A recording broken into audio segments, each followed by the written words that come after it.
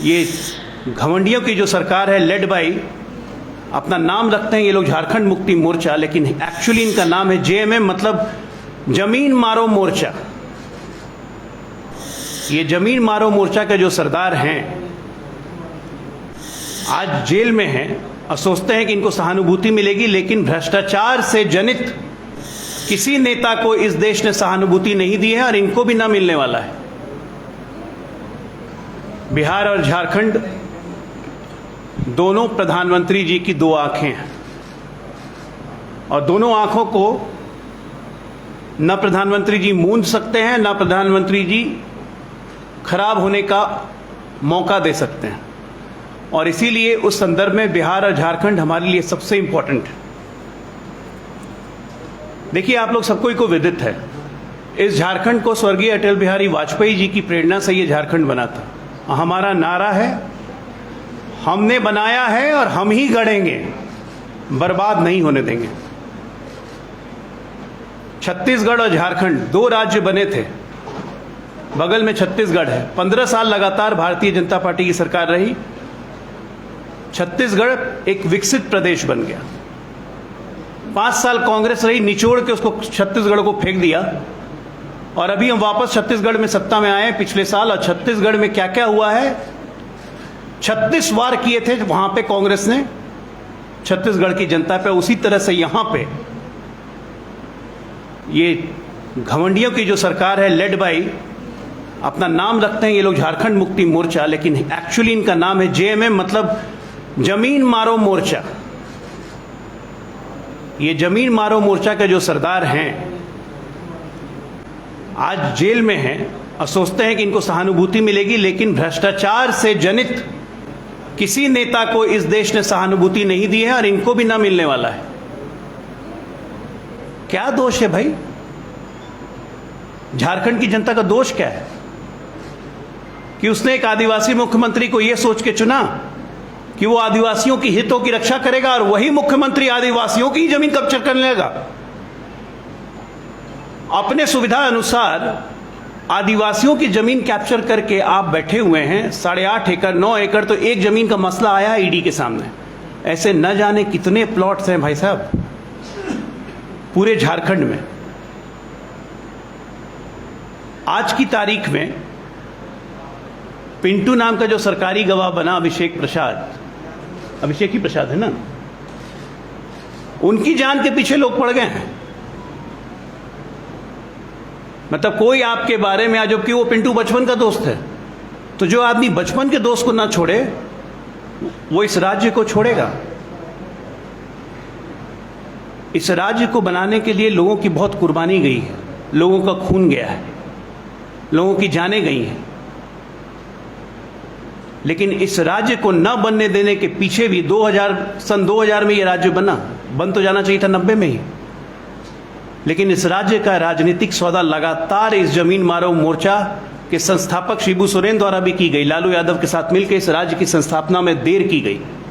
आपको याद होगा 1992 में वो कैश फॉर वोट वाला, अपने अकाउंट में इन्होंने चोरी के पैसे लिए थे। भ्रष्टाचार और इनका इतिहास एक साथ जाता है। अपने अकाउंट में चोरी के पैसे लिए, लगातार चोरी करते रहे। लालू यादव ने तो यह तक कहा था कि झारखंड मेरी लाश पे बनेगा। अगर अटल बिहारी वाजपेयी नहीं होते दोस्तों, तो आज ये झारखंड बनता ही नहीं। और आज मोदी जी ने कहा है, हमने बनाया है, हम ही गढ़ेंगे। हम गढ़ते हैं इसलिए हम दिल में बसते हैं। प्रधानमंत्री मोदी जी दिल में आज इसलिए बसते हैं क्योंकि वो गढ़ते हैं राज्यों को, इस देश को वो गढ़ रहे हैं और झारखंड इस प्रायोरिटी में सबसे पहला है। आप ये सोचिए कि झारखंड, छत्तीसगढ़, मध्य प्रदेश, इन तमाम राज्यों की आकांक्षाओं को देखते हुए आज एक आदिवासी महिला हमारी राष्ट्रपति बनी है। कोई सोचता था कि एक आदिवासी हमारा राष्ट्रपति कभी बन सकता है? उसके पहले रामनाथ कोविंद जी, एक अनुसूचित जाति से आने वाले, हमारे राष्ट्रपति बने।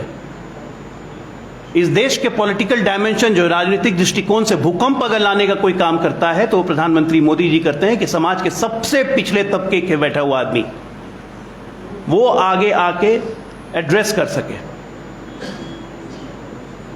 बाबूलाल मरांडी जी इस प्रदेश के पहले मुख्यमंत्री बने।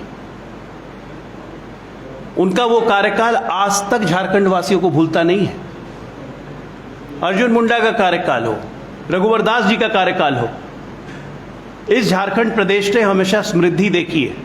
आज जो रास्ता आप देख रहे हैं, चाहे यहां से नेतरहाट का हो, यहां से लोहरदगा का हो, नक्सल इन्फेस्टेड एरियाज का हो, यहां से छत्तीसगढ़ जाने का हो, वो रास्तों को देखिए और वो देखिए कि भारतीय जनता पार्टी के शासनकाल में क्या होता है। क्योंकि हम जमीन मारो मोर्चा नहीं है, झारखंड मुक्ति मोर्चा नहीं है, जमीन मारो मोर्चा है। और जमीन भी किसकी? तो आदिवासियों की। SAR कोड बनाया, कहने को आदिवासियों के लिए स्पेशल रेगुलेशन कोड बना के अपने अधिकारियों की नियुक्ति करवा के उस कोड से अपने ही मामले में फैसला करवाते रहे। अद्भुत है भाई। और आज कहते हैं कि केंद्र सरकार तंग कर रही है। आप चोरी करेंगे, आप भ्रष्टाचार करेंगे, 100-100 करोड़, 200-200 करोड़, 300-300 करोड़, जो झारखंड में आदिवासी आज तक जीवन में एक साथ जिसने 10,000 रुपया नहीं देखा उसके जेब पे टाका डाल के आप 500-500 करोड़, 5,000 करोड़ कमा रहे हैं। झारखंड की खनिज संपदा का हनन, झारखंड की जमीन का हनन कब तक सहेगा? ये लोकसभा चुनाव के मद्देनजर भारतीय जनता पार्टी नहीं कर रही है। चुनाव के पहले भी हम लोग ने काफी आंदोलन इनके खिलाफ किए हैं कि जमीन मारो मोर्चा पार्टी का अंत होना चाहिए। और कांग्रेस पार्टी इसकी जननी है, इनको संरक्षण देती है क्योंकि हिस्सा वहां भी जाता है। अभी रेड हुए 350 करोड़ रुपया कैश।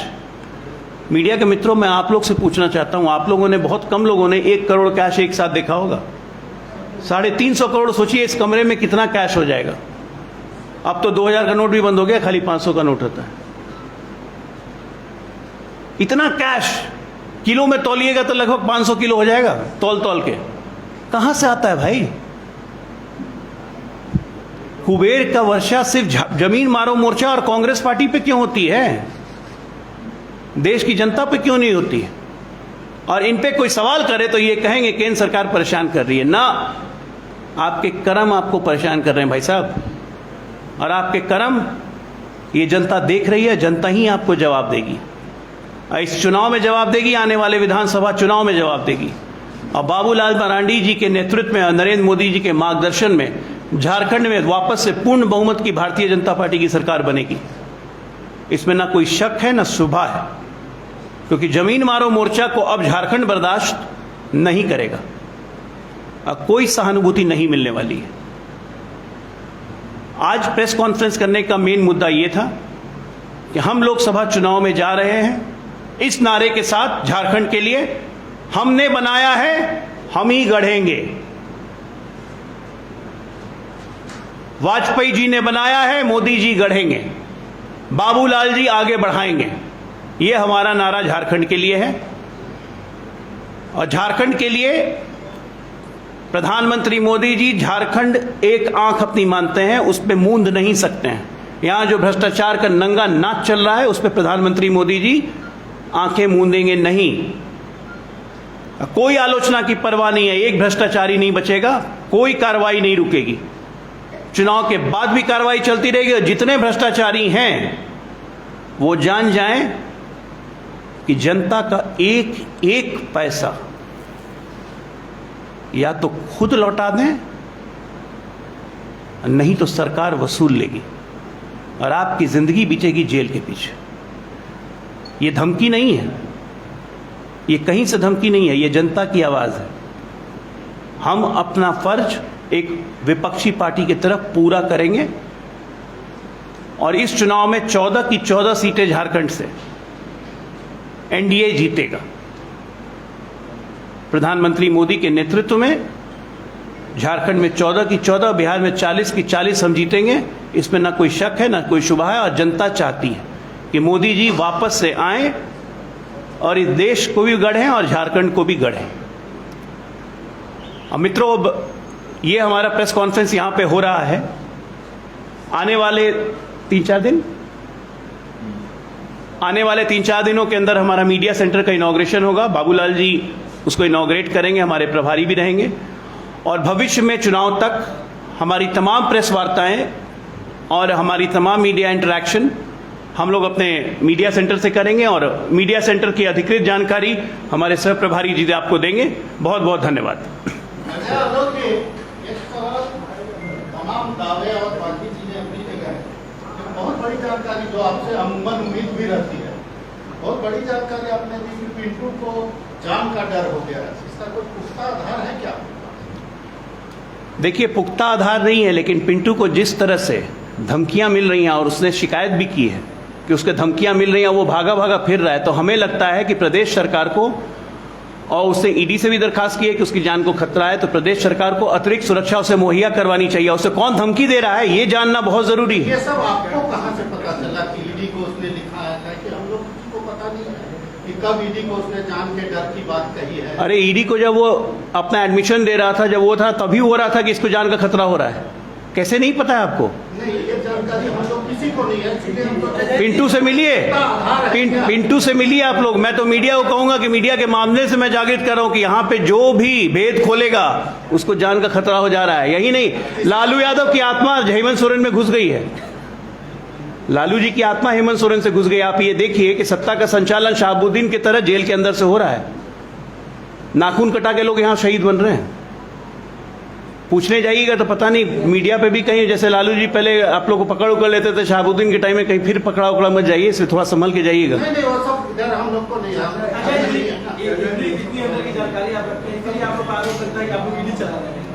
अरे भाई, हम लोग क्यों ईडी चलाएंगे? अगर ईडी चलाते, संजय सिंह को बेल मिल गई, ईडी ने अपोज नहीं किया। अगर हम ईडी चलाते तो संजय सिंह को बेल मिलती क्या? ईडी ने तो अपोज भी नहीं किया। अब वो लोग कह रहे कि नहीं, जानबूझ के ईडी नहीं किया। अरे चित्त भी इनका दिक्कत ये है कि चित्त भी इनकी, पट भी इनकी, हमारा तो कुछ नहीं।